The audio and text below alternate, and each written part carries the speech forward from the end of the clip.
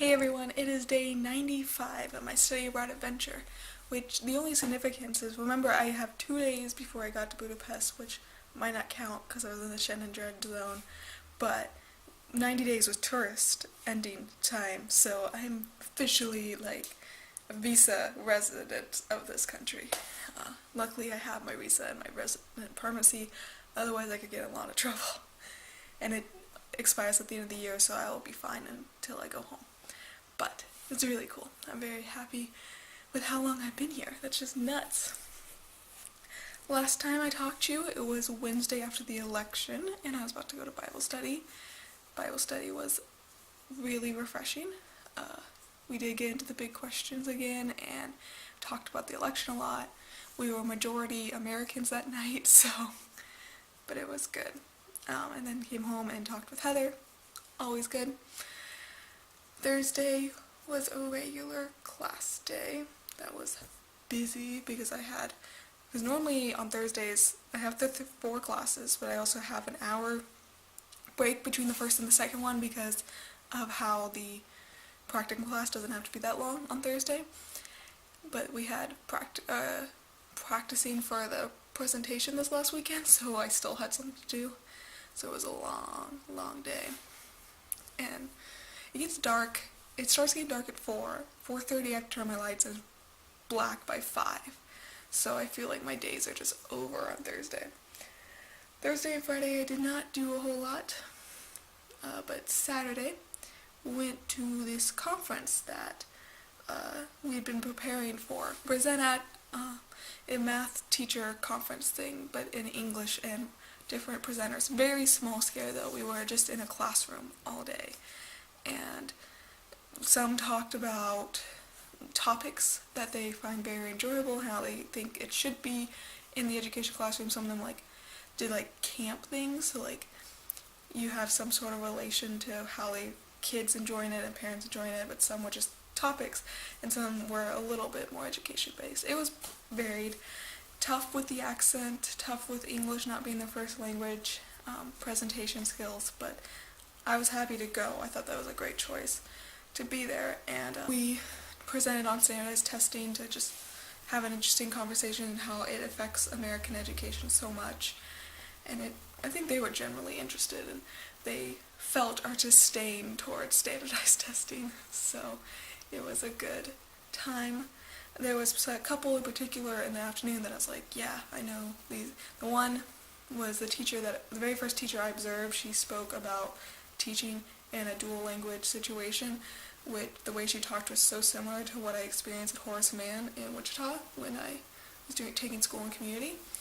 I need to check what the names were at Horace Mann of the men who started this, the way they formulated it, because it all sounded familiar, but I don't think she ever said those names. So it's interesting, but really cool, and she did a great job. She talked really fast though, so I hope the non-native speakers did fine. And after that, there was a guy who was enthusiastic, and he's actually presenting, I think, the same topic to us on Wednesday after classes, so that's kind of cool. But he was just very enthusiastic. He had no PowerPoint, he just had materials, and thoroughly enjoyed it, and told him afterwards, hey, good job, and we didn't talk a whole lot more. But then there was 2 ladies, one who talked about cooperative learning and calculus, and what was cool from it was such textbook experience for me, so much of the same things, which some of the thing is a bummer, but it's almost cool to see that they're doing it and how she's implementing it, and she talked the fact that she's doing a calculus class. She's talking about calculus classes. It's just that's not something we may talk about cooperative learning, but we don't ever do it in such a high level one. And she just was so sweet because I went and talked to her afterwards to also thank her, and I asked to tell her, I meant to tell her because it was cool she's doing calculus, but I forgot. But I told her an email because I was going to tell her I was going to email, ask for her slides, because I tried to take notes, but sometimes they went fast, and she had some good statistics and things. But we ended up just talking. I was very tired, so my comprehension of it is not the best, but she was just talking about education and math and how it makes her happy and stuff, and before I knew it, she's inviting me to her place for food and talking, and it's oh, thank you. That is so sweet. She doesn't live here in Budapest, she lives in some city. She might even live across this country line. was going to say state line, but these are not states, country line. So she's going to pick me, I'm supposed to ride the train up to Shenandoah, which is the northern suburban area of Budapest, and she'll drive me to her place, which is just so sweet and so cool, and I'm like, thank you. But I emailed her on Sunday morning after this was on Saturday, and she hasn't emailed me back, so either way, the thought was so sweet at the time. I appreciate it so much. The other presenter was a Canadian woman talking about changing the view primary teachers, elementary teachers have on math, and trying to help them really understand it so they can do better at teaching it, which is just an awesome research thing. She does it in the Toronto, there's a word for that, big area, and just really cool and great presentation. It's like, yeah, I get everything you're saying here, and she has some very valid points, and any elementary teacher should definitely look into the things she's researched, or the research information she used, because we just talked about some really good things. And again, I really like these types of things, because I can just go up and be like, hi, I think you did a good job, and then we just have a conversation which is mostly one-sided, and I'm just like, this is so cool, and they're like, this girl's so cool for like being interested, and it's like, I'm not retaining any of this, but this is so cool. So, yeah, it was good. She emailed me back with her slides already, and wanted to know which professor recommended the program and stuff to me, so who knows what kind of communication will come from that. So I'm happy I stuck around and talked with those ladies, and hopefully all will be good. It's really cool. And then I came back and I got some food, and I was ready to, like I said, so I napped. And then I did some work. Sunday church and lots of work, as that's what happens. Because today I did I'll call it a microteaching, like we call it at Bethel, for my games class, because we all have a lesson to teach. And I did mine today on order of operations. Specifically was working on introducing the idea of PEMDAS / parentheses, because everything else they should have known before. And it's just, and I even warned them, like, this should be the third one in this lesson, so I think we kind of ended up going back and reviewing the other two lessons a lot, which I really kind of anticipated, and what made me nervous about this lesson, and I kept suggesting games and things, and I'm like, you don't realize how long this is going to take, because they asked very good questions, and this is the struggle with doing micro-teachings at Bethel. It's a struggle when they don't know how to respond, because they don't like math, and they don't know what to do, and they don't want to discourage me.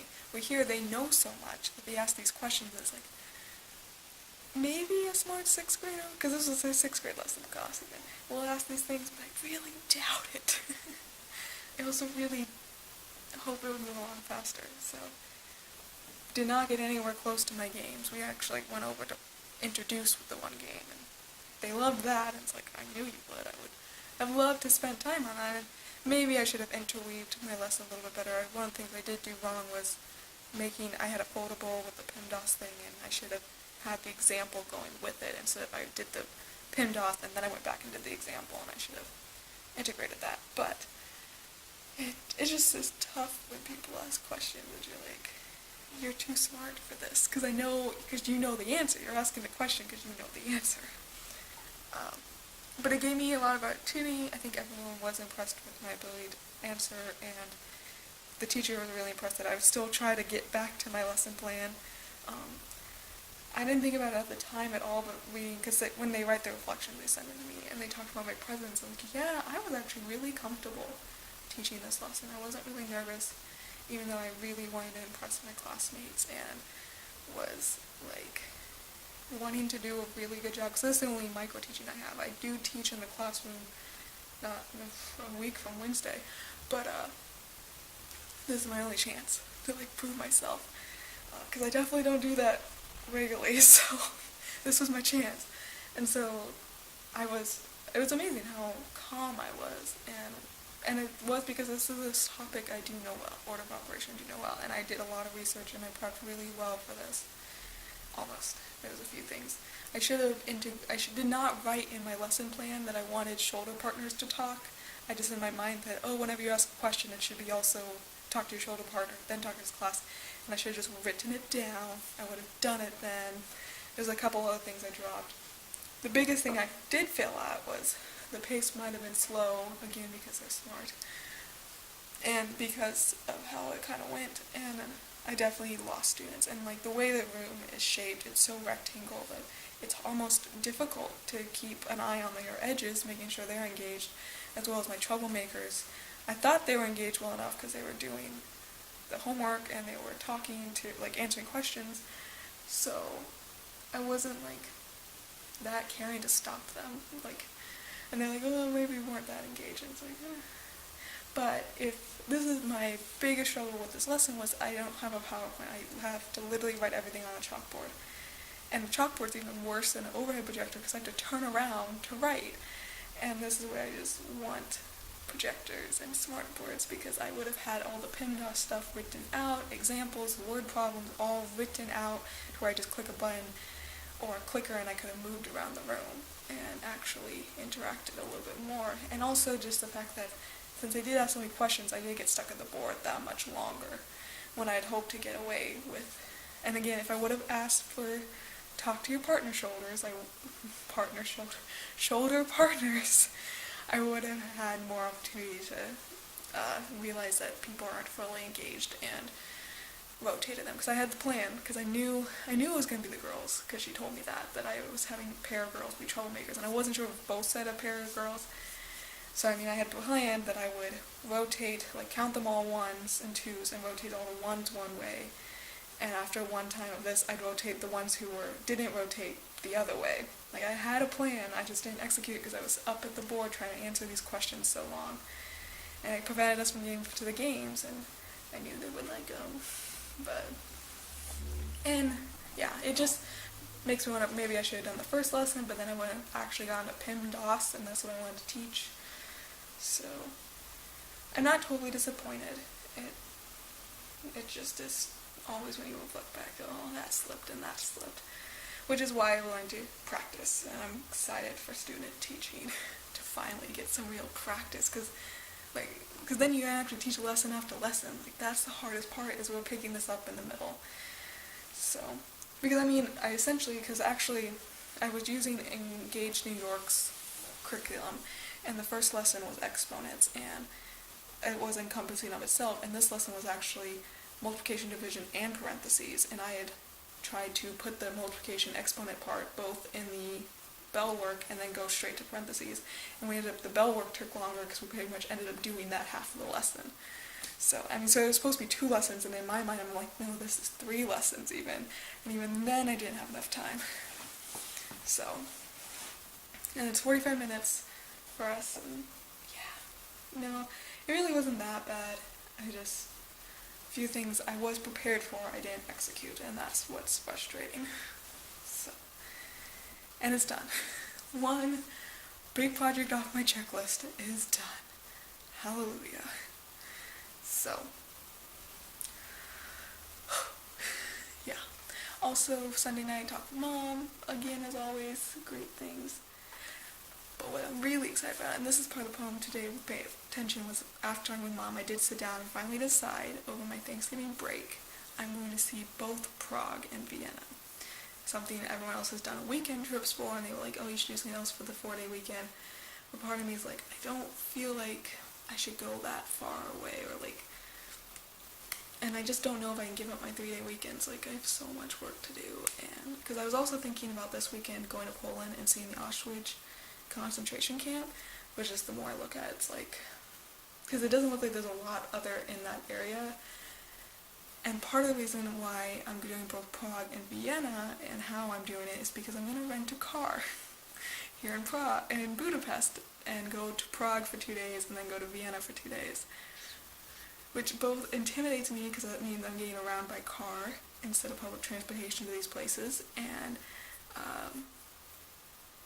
it gives me more variability, which makes me excited for a project like that, where so much of it, my past trips have been, had to be on time for the train or the plane, and now it's like, I get to leave when I want, and I get to organize how I want, which I have a great website that's helping me plan these trips. So I'm very excited, the idea of renting a car and getting myself there and doing it, just doing it, because there was a lot of, like, it was just seemed the most efficient way. So, and plus driving. I miss driving. Like, I'm not excited about driving in Prague and in Vienna, but I'm very excited to drive to Prague and to Vienna, which Prague is 5.5 hours away. Like, it's going to be from driving from Ray to Bethel, except for maybe no time change. And then Vienna's like 3.5 from Prague, and then 2.5 back to Budapest on that Sunday night. So, I'm very, very excited. Like, and I'm, like, thinking about the details and, like, trying to figure out if I could go to Auschwitz this weekend. And, like, because then the trip planner was like, well, you should do this and this, and it's all so far away that, again, I'd have to rent a car, and I'd rather not rent a car 2 weekends in a row, because that's part of the reason why, too. So I was thinking about Prague this weekend, and the ticket and train flights and car rentals were kind of expensive because it's so soon, so putting it off just even 1 weekend made it much more affordable. So, the fact that there's not a whole lot else besides Auschwitz, even if I flew down there and saw it, I don't know if it's quite worth it. I am seeing a Jewish museum in Prague, and I need to see the Terror House here, that maybe I will have seen enough of the horrors of the world that I don't need to see the big one. I don't know. I was also then having the thought of, like, well, maybe I'll just visit all the countries that touch Hungary, because that's part of Hungarian culture.